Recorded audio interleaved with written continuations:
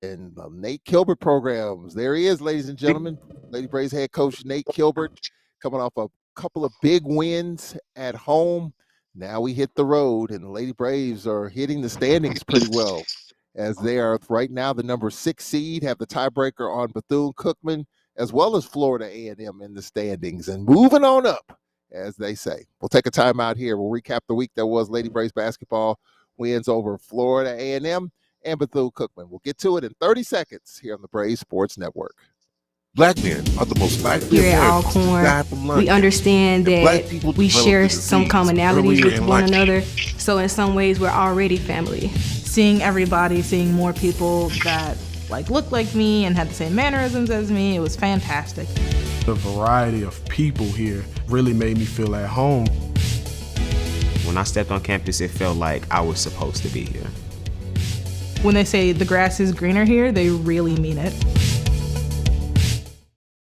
Coming up next here on the Braves Sports Network, 91.7 WPRL, WPRL.org. We're on Facebook Live, WPRL, and we're also on YouTube, Braves Sports Network. Coming up, the Nate Kilbert program. Couple of big wins by the Lady Braves at home.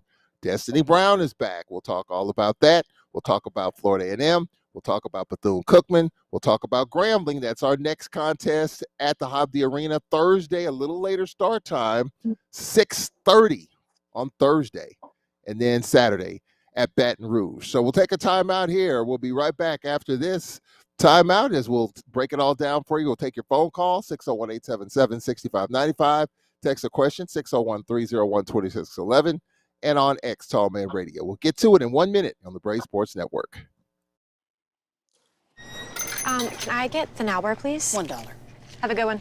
Got it. Hey, what's going on? Hey. Let me get a now bar. Sure. $1. Appreciate you. Got it.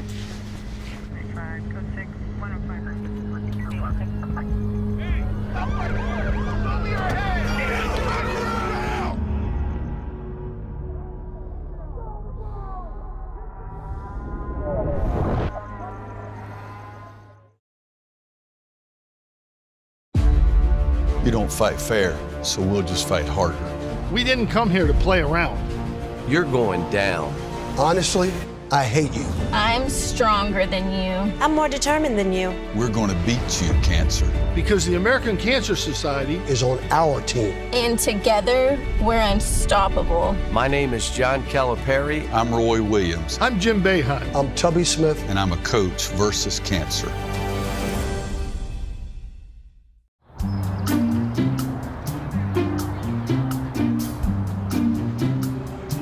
Don't worry, 74 people were picked before me in the NFL draft. To fight childhood obesity, United Way and the NFL are helping kids play at least 60 minutes a day. Okay, time for the team obstacle course. Yay! What this place needs is more healthy kids. To get involved or donate, go to unitedway.org/play60. Now I get it. And we welcome you back to the Nate Kilbert program here on the Braves Sports Network. You can join the conversation, 601-877-6595. You can text a question, 601-301-2611 on X Tallman Radio. The week that was Lady Braves basketball, a couple of big wins that we had to have to get ourselves back on level. Top 10 teams make the SWAC tournament, and the Lady Braves are moving on up in the standings. So we'll talk about it. Lady Braves head coach Nate Kilbert, as you can see, joining us. Coach, we appreciate it. Oh, anytime, Charles, anytime. Excited about it. Are you excited about it, Coach? The look, you're very cool. hey, it's been some late nights, Charles. Last night, didn't go to sleep for a while. Got to get ready for Grambling, man. We don't have a lot of time in between it. You see bags above my eyes. I'm still trying to prepare, trying to make sure the kids be prepared for what they're getting ready to face on Thursday. So, we didn't have a lot of time. We played on Monday. We didn't play on Saturday and had all the time to prepare for Thursday. So it's a quick turnaround, so we got to get our kids prepared, and a lot of late nights for me and assistant coaches. Well, going back, obviously the Bethune-Cookman game under normal circumstances would have been played, but because of weather issues and getting out of Houston and all that for us, that game was not played and was part of a doubleheader yesterday. So normally, you would be off and on downtime, but you had to get ready for FAMU, a tough game. You had to win in overtime, and a tough Bethune-Cookman team. So you had 3 games right now. You got 3 games in 7 days. You got this game on obviously Saturday. You got Monday, and then Thursday. 4 games in 7 days. So it's a lot in the hopper right now.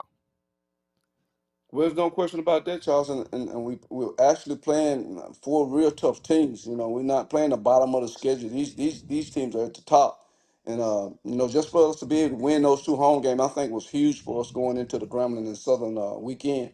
But I'm liking where we are when it comes to the way we are playing. We're playing as a unit. You see the kids. I see the kids taking constructive criticism a lot better. They're pushing each other. They're cheering for each other. And I think, and now they're starting to play for each other. I think that's key. And we had a big homestand. I thought we played well in the homestand. So we're looking forward to how we're going to respond on the road. Because playing at Grambling is never easy. No, it's not. The Hobby Arena is a tough place to play for visitors, and we've had a hard time getting out of there with a win. So that's coming up on Thursday. But let's recap the week that was Lady Braves basketball. Let's start with some off-the-court stuff.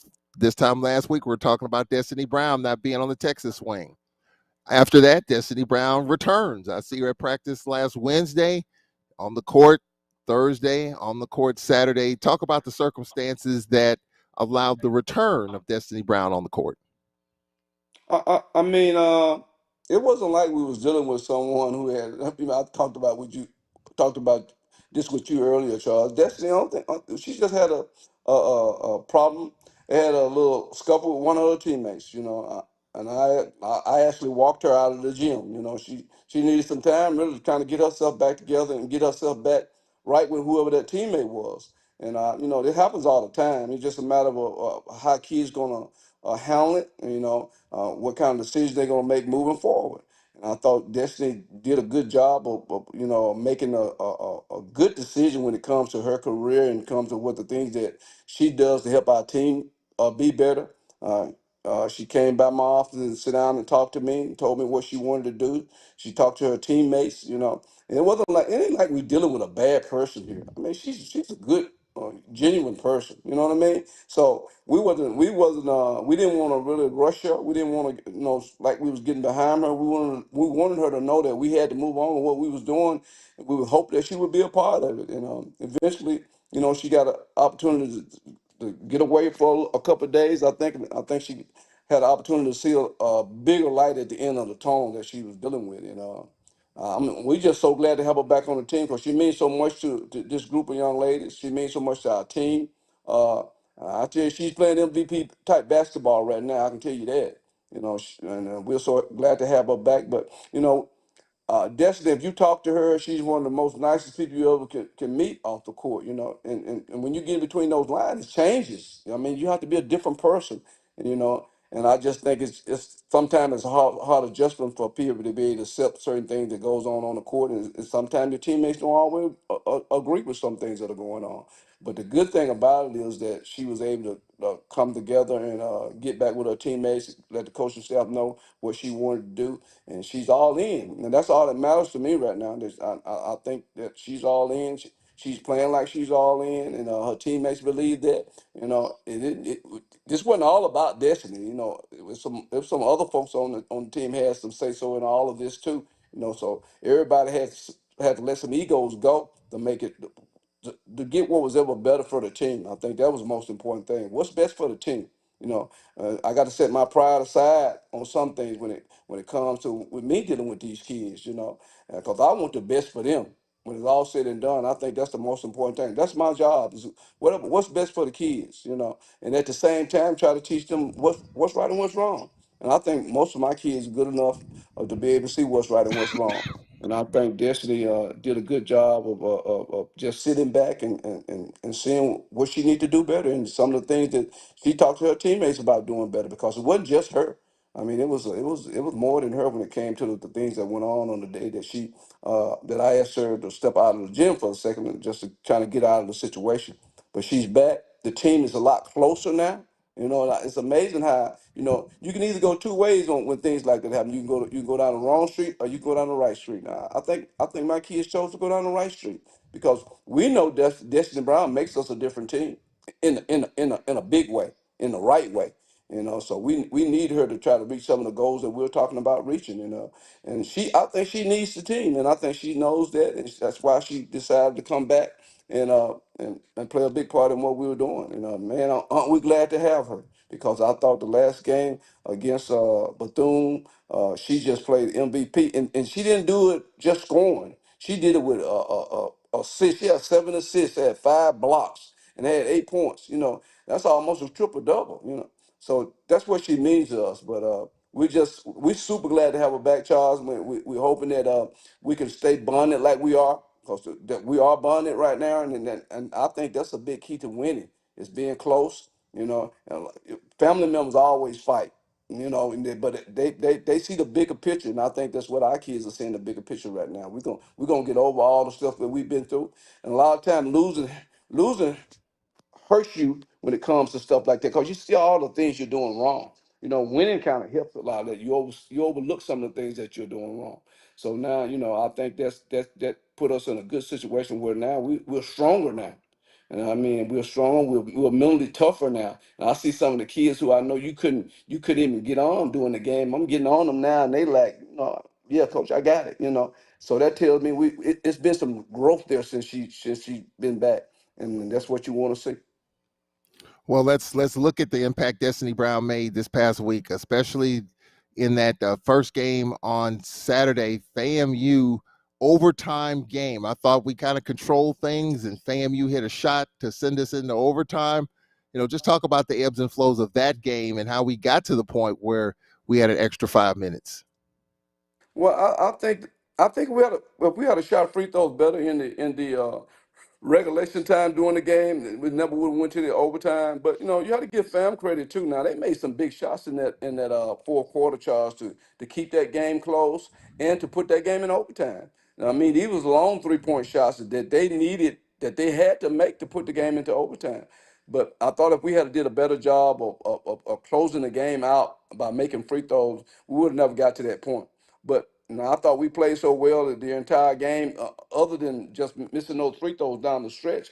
I thought that was the difference between the game being won in regulation and being won in overtime. Because if you see, as the game went into overtime, we had 12 straight free throws to ice the game. I don't think we had but 1 field goal in overtime. See, that's just the difference. We made them when we really needed to make them to give ourselves a chance to win the game. Fam made some big shots, but you're talking about a ball club in FAMU who can really shoot the ball. And I ain't talking about 1 or 2 kids. Sometimes they got 4 or 5 kids who can really shoot the 3. So that's a hard defend right there. You got to have people always got their mind on what they're supposed to be doing and who they are checking, because you can't leave them open because they're knocking those shots down, and it makes it hard to defend their inside people. It makes the game easier. But you tell me that they're going to make 10 3-point shots and we're going to still win the game. We only make, 1, 2, something like that. I wouldn't believe it, but that's just what happened. But we went to the line a lot because we were a lot more aggressive driving the ball to the basket. And we pressed them the whole game. I think that was the difference. We turned them over a lot. So you can win games like that when people shoot a lot of threes on you, when you're turning them over and you're getting easy twos. Well, Coach, we're looking at for those watching, we're looking at the final seconds of regulation, and there's the 3 and the miss. And then they got another a crack at it, and there it was to tie the game, Coach. Defensively, was there anything more we could have done right there to prevent overtime? Yeah, get the rebound. That's the biggest thing. Get the rebound. Second chance points. That's it. But I thought the ball bounced funny. It bounced kind of high, and we had ourselves 2 foot up under the basket and kind of bounced over a couple of our kids' head, and that's an easy rebound a lot of times because you're so worried about people shooting a 3-point shot. They got you spread it out now. So when they shoot it and it's a long shot, it's going to bounce up high. If you 2 foot up under the rim, it's going to be an easy rebound for them because they're coming to the basket 5 deep now because they know they need the rebound, and they kicked it out to number 22, and I think she knocked it down. But, she's a great shooter. You can't give her that opportunity. But she made it when they needed to make it, and that was key for them. You don't see a game, Coach, in which you had 1 shot attempt in overtime. All your points came from the free throw line. Kind of an odd way to get it done, but we've been concerned about this team's free throw shooting.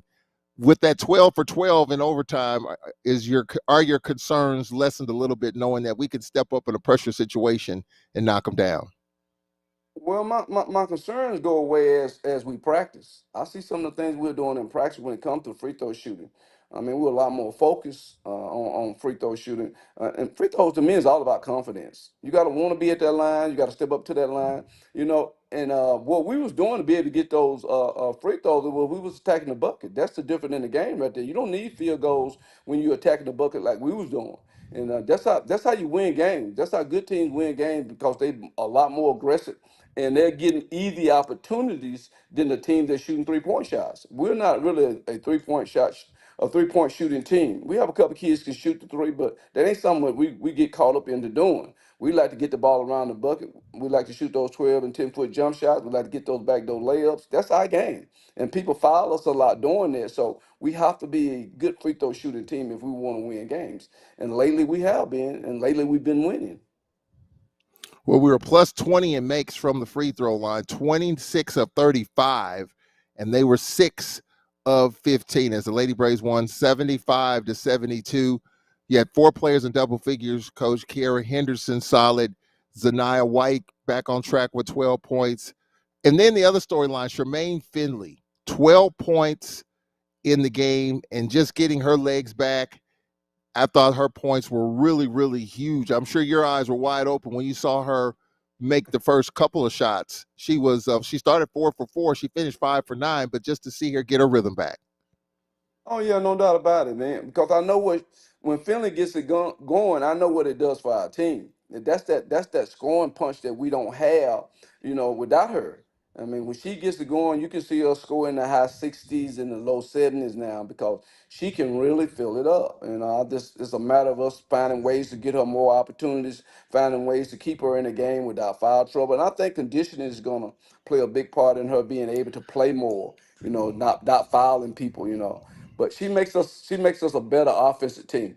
Once she start rebounding the ball a little bit better and get a little bit smarter on the defense end where she's not getting in foul trouble, that doesn't mean anything that we're going to be a dangerous team, because now we can score. We have a lot of options that we can throw at you.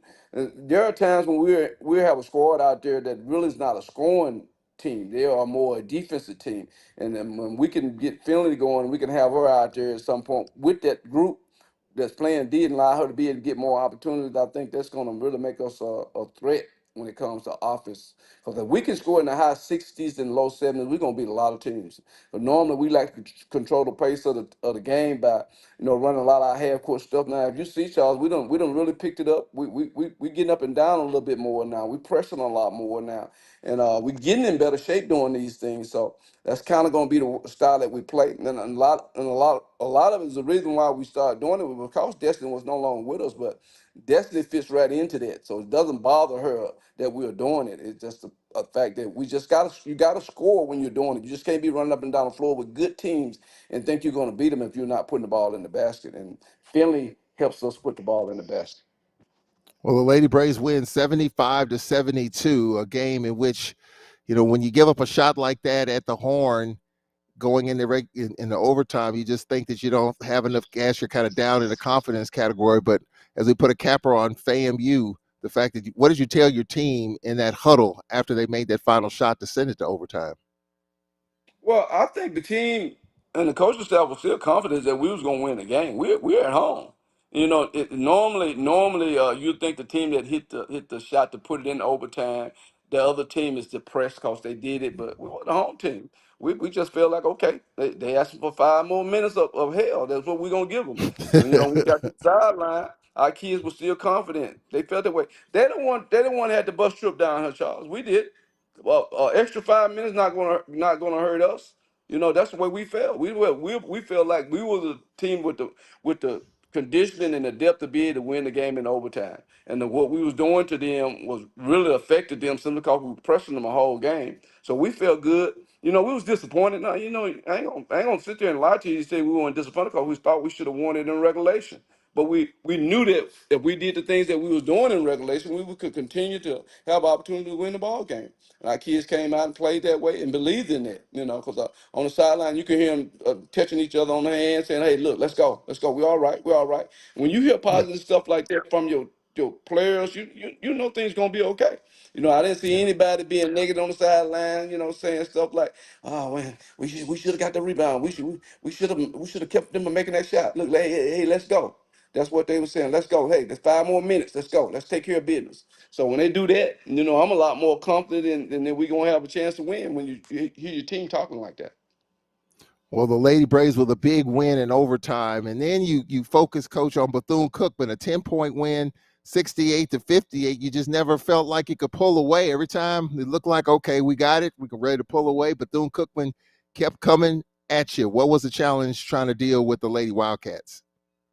Well, I think it's all about matchups. I think they match up with us well, for one thing, and I think we match up with them well. Most teams try to match up with our size. They go smaller so they can match up with us because they're trying to deal with our press and now they're trying to deal with our speed. So a lot of teams don't like to play bigs against us, but Bethune bigs move a lot better. Clark is she matter of fact she was defending our point guard one time, so they can match up with us a lot better. But that doesn't stop us from running our offense. That doesn't stop us from pressing you because what you do is not going to change what we do. We don't try to match up with people. We just do what we do. We press you. I mean, we're going to run our offense to get you. We don't care whether you're big or small. Now, if you go too small, we're going to start posting your guards a lot. And I think we did that with White on Bethune guards because they were small. Bethune didn't have their point guard either, but we don't have our point guard. So that is no excuse for neither team. But we tried to post their guards a lot because we feel like that White and Cheatham had an advantage. Cheatham ended up with 19 points in that game because we did a lot of posting on her. She hit a couple threes, and she's kind of getting herself back into the rhythm now. But Bethune is a good team. We knew the challenge was going to be a lot tougher because they are an experienced team. They know what they're doing. They try to take us out of offense by trapping a lot when we run screen and rolls, and they know we like to do that at times. But I thought it was a great challenge for us to be able to step up the way we did, especially after the overtime game against FAM. A lot of times those games hurt you going into the next game. But I think our kids just are so excited now about playing together and playing against good competition now. That's what I tell them all the time. Good players want to play against good teams. Just that's the way you want it to be. You don't want to play against no ham. If you play some, you want to blow them out. But if you play against good teams, you should like playing against competition. That's what makes you good. And Bethune has a very good basketball team. It's going to be tough going up there. I don't want to think about that right now, but I know that's going to be a tough road trip for us. But our mind concentration is on Grambling and Southern right now. Those are the teams that's in front of us. We were fortunate enough to get by Bethune because I thought they would shoot the ball a lot better. Because from watching film on them, that's how they beat Grambling. They lit it up from the outside. I think we did a great job of defending them. Making contesting all their jump shots. And a lot of times, that hurts you in the rebounding side of it. And I think we didn't rebound the ball as well against because we were so busy contesting those long shots, and a lot of the balls were bouncing along. They was getting a rebound. But when you turn a team over 31 times, you can afford to drop a few rebounds. Yeah, we were minus 16 in that category as the Lady Braves won 68-58. Cheatham with 19 points, Kara Henderson with 14. And again, you talked about Destiny Brown and the game that she had. You just look at the stat sheet for Destiny Brown, 8 points and 6 rebounds. But those numbers, she played a lot bigger than those numbers indicated. Well, I think it wasn't just the 8 points and 6 rebounds. It was the 7 assists that she got. She got 7 assists in that game where she got other people wide open layups. And no one else can do that really out of our offense but Destiny. She's making the right pass just about every time when she get that ball at the elbow. And the thing about it, you got to play There's an her at the assist elbow right because she there. can shoot that shot. Yeah, absolutely. She had them assists to Cheatham and White down off in that paint area. She was finding them, and they was getting easy layups. And I think that's the difference. She's just a great passer. She has the size to be able to look over people, and she played with a lot of passion. And Destiny Norman is calm, but she was fist pumping and everything in that game outside. And that's just what we're missing from her. If she can continue to do that, she got a good eye. She's like a point guard, a point forward for you, and that's dangerous. And if she keep playing that way, And because she's going to eventually score in double figures for us, she's going to get double figure rebound, but she keep making those assists to Cheatham and White and Watson, and we're going to be hard to deal with. Well, speaking of hard, got a couple of hard games coming up. You got Grambling coming up on Thursday. Now, we were without Maya Claytor. Coach, quickly talk about her status. She was on the bench last night. Will she be ready to go as we head to Grambling and Southern? Well, that's going to be probably going to be a game time situation, Charles, because she didn't practice today. Well, we really didn't practice. All the thing we did was just do a lot of shooting. Today was a treatment day for them, but we're gonna have to wait and see. We'll practice tomorrow, Wednesday at Grambling, and kind of see how she feel.